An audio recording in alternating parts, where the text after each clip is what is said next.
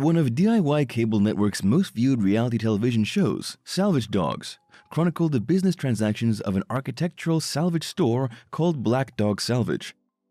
From November 2012, viewers witnessed how store owners, Mike Whiteside and Robert Kulp, went to soon-to-be-demolished buildings and salvaged all valuable architectural vintage items they could find inside. They were gearing up for the 12th season, but that was put on hold in early 2020 as a result of the restrictions imposed because of the COVID-19 pandemic.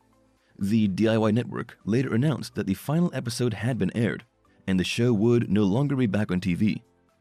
Black Dog Salvage began in Roanoke, Virginia, when Mike Whiteside and Robert Kulp saw beauty and profit in objects that were often regarded as landfill-destined trash. They subsequently built one of the leading architectural salvage operations in the country, with 3 possible goals in mind: to restore, repurpose, and resell. In 1999, Mike was planning to build a garage and asked the opinion of his friend and contractor, Robert. Their conversation turned into a discussion of how it was unfortunate that a certain historical landmark in the local community was about to be demolished. It was a known historic private home located on Highland Avenue, with stained glass windows, stable columns, original doors, and a fireplace surrounded by ceramic tiles with illustrations of a reclining woman and cherubs. It had been built by one of Roanoke's railroad pioneers in 1892. The next thing they knew, they'd purchased its salvage rights, and so, over 3 weeks, took every piece of the exquisite architectural details that they could find. At that time, they both claimed that they didn't really know what they were doing, but made sure to get all salvageable items using several tools, a forklift and a truck.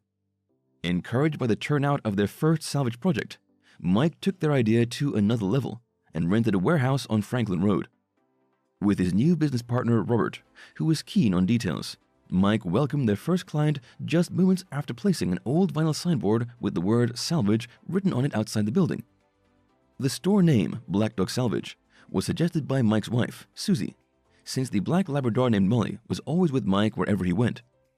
The tiles that they had carefully removed from the private home were sold for $3,000, so it didn't take long for the business partners to upgrade to a bigger location, as their store needed a much larger space to accommodate many more items. So they bought a 44,000 square foot warehouse close to historic Grandin Village. Neither could quite believe that what started as a messy storage area of salvaged items turned into an interior design showroom filled with salvaged furniture, which they customized and recycled. In 2004, they reorganized the business and moved it to the Memorial Bridge on 13th Street and expanded the store by allowing other vendors who specialize in antiques, collectibles, and other custom artworks to sell their wares in one of the wings inside the store. They called it the Memorial Bridge Marketplace. However, Robert and Mark didn't just accept anything. Items needed to pass strict quality control and should have some sort of historical significance. Between the two owners, Robert was stricter, as he had this policy of not saying no to anything he hadn't seen yet. The business had problems during the 2007 recession in the US, so Robert was careful in selecting salvageable items, as they needed to make a profit to keep the business afloat. DIY Network's executive producer Bill Hayes, with his operations manager Ted Ayers, met Mike through a common friend, Ned Hooper, a local orthopedic surgeon. They had become fishing buddies, and during their fishing expeditions, Dr. Hooper would badger Bill into making a TV show about ragged salvage dogs. The good doctor believed that Black Dog Salvage was an interesting topic for documentaries. In 2012, Bill gave it a try and took some footage of the BDS crew salvaging architectural pieces in a project they took on in South Boston. After watching the tape, Bill knew that he'd found the perfect stars for his new reality TV series, Salvage Dawgs. At that time, Bill hadn't met Robert yet, but what he saw on the tape convinced him that he was a star. The executive producer said that the Black Dog Salvage owners had this great dynamic chemistry that the viewers would resonate with. Mike was simply the man's man, and Robert was the fussy and meticulous one. The owners saw endless possibilities with the exposure they would get from appearing on TV, so they were easily convinced to be part of the series. Since the production crew would document what the BDS team would normally do during the salvage projects, it would only take a few days to complete an episode, except when the job was located out of town. The show became a collaborative work effort between two production companies, Figure 8 Films and Trailblazer Studios. While executive producers Brenna Eggerson, Bill Hayes, Jeff Lantner, and Kirk Streb acknowledged that it only found a moderate following when it debuted on TV in November 2012, they knew it wouldn't take long for it to become a hit. True enough, US viewers became interested not only in the salvaged architectural items that Robert and Mike saved from destruction, but also in how they restored and repurposed them for resale to new owners. 6 people were given the tasks to reclaim, reuse, repurpose, and subsequently resell pieces sourced from old buildings to new owners. Get to know the team who made Black Dog Salvage one of the most visited places in Roanoke, Virginia. Mike Big Dog Whiteside was the man everyone in the team expected to end up bleeding during a salvage job. He would take anything and everything that he found valuable, as he left no stone unturned on their salvage projects. When not out salvaging, one could find him in the warehouse, creating extraordinarily reimagined pieces. His determination and perseverance had been developed when he was in the US Navy as a parachute rigger. He also had experience being a professional yacht captain after leaving the Navy. Robert Top Dog Kulp was the man who would almost always have a clipboard with him. He had been a US Navy officer and had graduated with a bachelor's degree in building construction, which was why the team could successfully dismantle anything they wanted on any project. His knowledge of structural engineering and his keen attention to detail made it possible for them to accept multiple projects without disastrous results. However, Robert never lost his focus on the bottom line, so he watched everything like a hawk, as he's the one responsible for calculating expenses and possible resale value to make sure they would end up with a profit. Tay Whiteside is the resident metal fabricator and welder in the team. He developed his love of custom fabrication as a young kid by watching his father, Mike, repair things in their garage.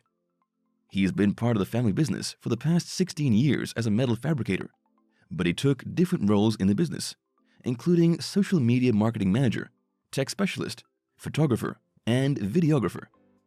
Grayson Goldsmith was the first female member of the BDS crew, while she took on various jobs in the store, such as answering phone calls and receiving inquiries, compiling inventories, and tracking down long-lost pieces around the huge warehouse. It didn't mean that she didn't know how to wield the heavy tools when recovering salvageable items. The one thing she avoided when she joined the team was to look weak or inefficient, saying that her job in the store was a natural extension of her degree in sustainable development from Appalachian State University. Before joining the BDS crew, Ted Ayers was a member of a couple of bands called the Dogs and Not Even. After the bands disbanded, the former guitarist went back to his roots at Roanoke and was hired as the operations manager of the BDS warehouse. He has been working with the salvage team since 2009 and was fondly called Handsome Ted by executive producer Bill Hayes.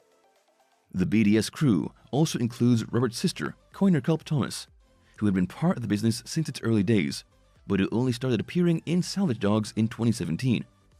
They also have a resident designer and art teacher, Susan Hudson, who was included in the TV show also in 2017. She mostly worked behind the scenes along with Jeff Ellis, who worked as a production manager for the custom design center of the store. They stayed on TV for 11 seasons, giving second life to the most interesting artifacts from old buildings, so that the present generation could have a glimpse of the past. Some of these cast-offs were restored to their former glory, but most of them were repurposed into something beautiful and functional, and viewers were fascinated and inspired by how some of the vintage pieces were reimagined. It has made Black Dog Salvage a hotspot not only for those looking for materials and ideas for their own homes, but also for high-end interior decorators who needed vintage pieces to include in their modern structures. Here are some of the best moments according to the Black Dog Salvage crew. Grayson Goldsmith shared that one of the memorable episodes she had in the show was during episode 13 from the 3rd season. It was a personal moment for her as they worked on St. Andrew's Church spires in Roanoke. Her great-grandmother came from the first generation of her Italian family, who hopped onto a ship and migrated to the US. Her nonna would hear daily mass in the church, and it was just fitting that her great-granddaughter was part of saving some of the copper elements from the historic structure. In 2014, during the first half of the 3rd season, Tay Whiteside salvaged a dilapidated VW bus and decided to transform it into a functional flatbed truck to be used by the store. He even brainstormed with his dad, Mike, to ensure that he had everything covered. Tay said that the project took too much from him, as it was a complete rebuild of the framework, but as a metal fabricator, when he'd finished the project, the challenge had all been worth it. The truck could still be found around the warehouse, and fans loved to take pictures with it when they visited the store. During the second season, Salvage Dawgs were notified that a 40-foot replica of the Eiffel Tower in Columbiana, Ohio, was to be demolished, and the crew was up to the challenge, even if they didn't have any experience dismantling a tower like that.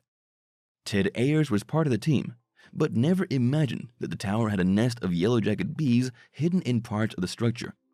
Unfortunately, Ted was highly allergic to any type of bee, but for some reason, he was the resident bee killer in the team. He said it was funny that he had a bee spray on his left hand while continuing to dismantle with his right hand. Some viewers thought that what he killed were honeybees and were angry about it, but Ted and the TV show assured viewers that it was a different kind of bee, saying that they knew never to kill honeybees. It was hard for the founders of the business to pinpoint a certain episode, but Robert said that there were unforgettable moments that brought tears, laughter, and apprehension. Thinking back, my favorite show was when I was busting off big, huge brackets on a house up in Northern Virginia, and a rock let loose and hit Mike right in the head.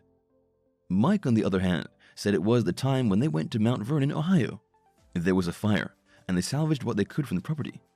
The family who owned it was quite grateful that the Salvage Dawgs team was there to save some pieces of their history. When the TV show Salvage Dawgs didn't return for a 12th season, fans thought initially that it was due to the movement restrictions and health protocols brought on by the COVID-19 pandemic, as it was also the official reason that the TV producers gave viewers. However, in 2021, the DIY network announced that they would be replaced by the Magnolia Network, owned by Chip and Joanne Gaines, by January 2022. Fans of DIY's reality TV shows were concerned that their favorite shows would be cancelled during the transition, and true enough, Salvage Dawgs no longer has a home. Robert said that when they started the TV show, they never thought that they would last for 11 seasons anyway, and that it was never about the money, but had always been to promote national brand awareness. He and Mike were glad that, in their own way, they'd also provided more jobs to the local community. With the popularity of the TV show, they had somehow given people around the world another reason to visit Roanoke, Virginia. Black Dog Salvage will continue what they had been doing since 1999, and even without being in the spotlight brought by Salvage Dawgs, they'd already established partnerships with reputable companies for their new projects. They have a line of furniture called Texture and a new paint line called Reclaim. Robert and Mike said that they were committed to creating American products, which were both reproducible and sustainable. While Salvage Dawgs took its final bow on the 30th of January 2020, people who haven't watched it yet can still access the whole 11 seasons online. There were 143 episodes produced since 2012. The Black Dog Salvage owners said they didn't have any regrets about doing the show, as it far exceeded their expectations. Devoted fans can see their favorite reality TV stars up close and personal when they visit Roanoke. Aside from the main retail showroom, clients can also go around their second warehouse, called BDS2, and located a mile away, along with a huge outdoor salvage yard. Since then, the store has been open for business every day of the week, except that the salvage warehouse can be accessed by appointment only. They can spend more days looking for items inside the warehouse by choosing to stay in the company's renovated guest house, called Stone House. It's a perfect way to enjoy the whole Salvage Dawgs experience, as it was built in 1911 and regarded as their ultimate showroom for architectural salvage-inspired design. Thank you for spending some time with us. Make sure to like and subscribe so you never miss another video. We also handpick these videos which we recommend you watch next. You can talk to us on all social medias or ask a question in the comments below. Thank you for being with us, and we'll see you back tomorrow.